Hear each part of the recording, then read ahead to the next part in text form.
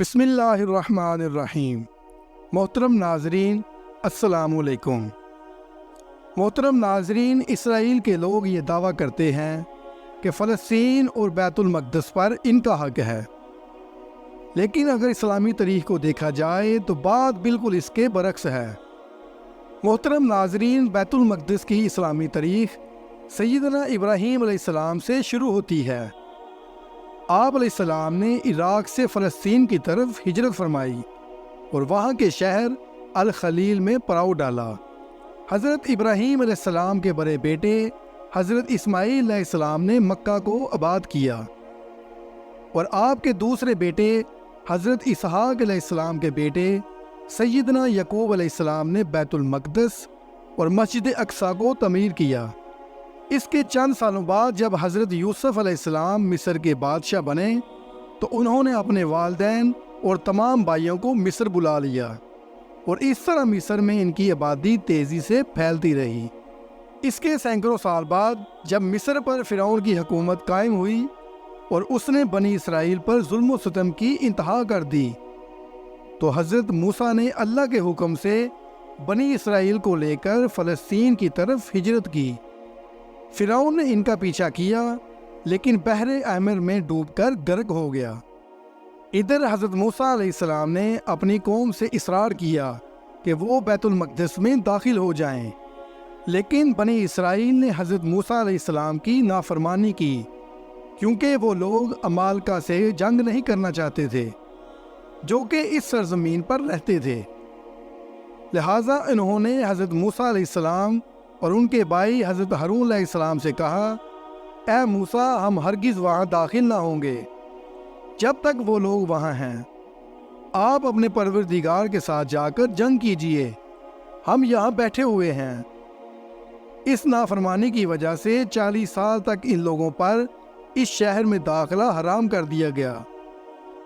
اللہ پاک نے حضرت موسیٰ علیہ السلام سے فرمایا، اے موسیٰ، اب ان پر 40 سال حرام کر دیے گئے ہیں اور یہ زمین میں چکر لگاتے رہیں گے، لہٰذا تم اس قوم پر افسوس نہ کرنا۔ محترم ناظرین، یکے بعد دیگر حضرت موسیٰ اور حضرت ہارون علیہ السلام نے اس دنیا فانی سے کوچ کیا اور ان کی قوم 40 سال تک بیت المقدس کے ارد گرد بھٹکتی رہی لیکن اندر داخل نہ ہو سکی۔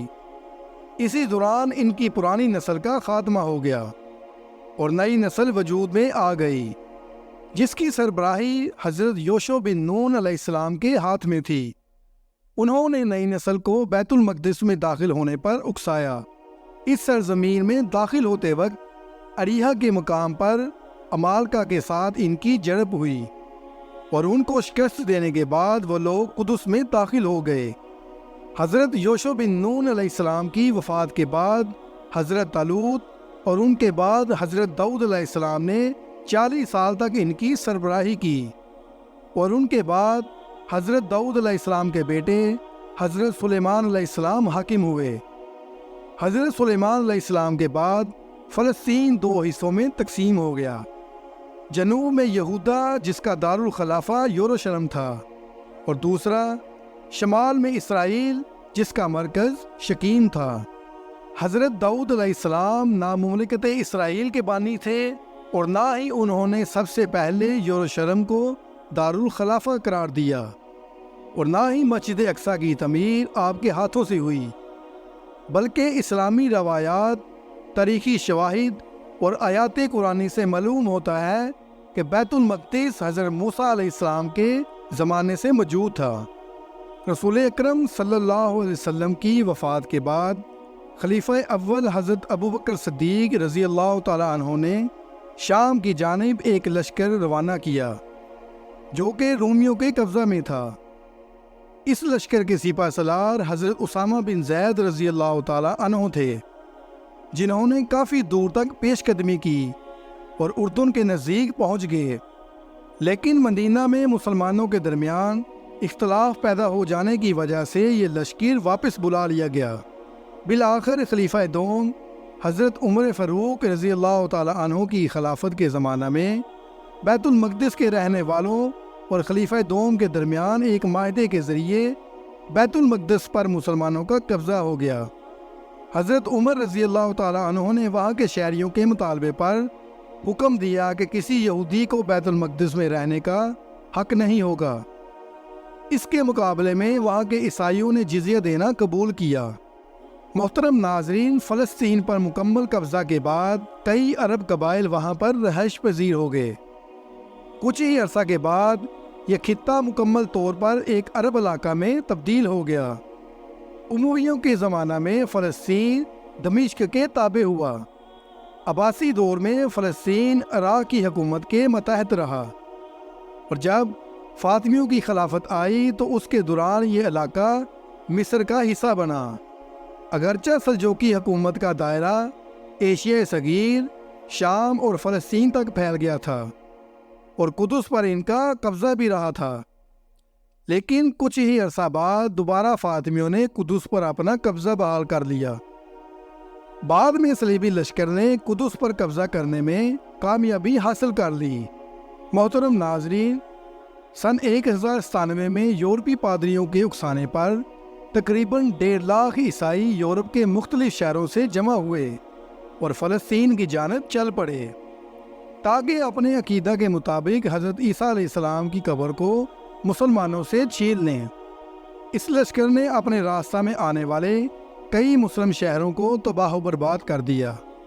چونکہ سلجوقیوں کے ساتھ جنگ کی وجہ سے فاطمیوں کی طاقت میں کافی حد تک کمی آ گئی تھی، اس لیے وہ عیسائیوں کا مقابلہ نہ کر سکے، جس کے نتیجہ میں بیت المقدس عیسائیوں کے قبضہ میں چلا گیا، اور بالآخر سن 1291 میں مسلمانوں کی کامیابیوں کے ساتھ صلیبی جنگیں اپنے اختتام کو پہنچیں۔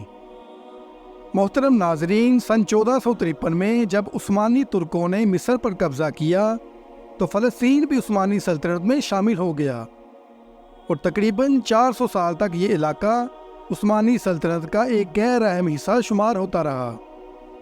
18ویں صدی عیسوی کے آخر میں جب نپولین نے اس علاقے پر حملہ کیا تو اس کے ساتھ ہی فلسطین پر عثمانی کنٹرول کم ہوتا چلا گیا، اور اس طرح فلسطین کا انتظام مصری حاکموں نے اپنے ہاتھ میں لے لیا۔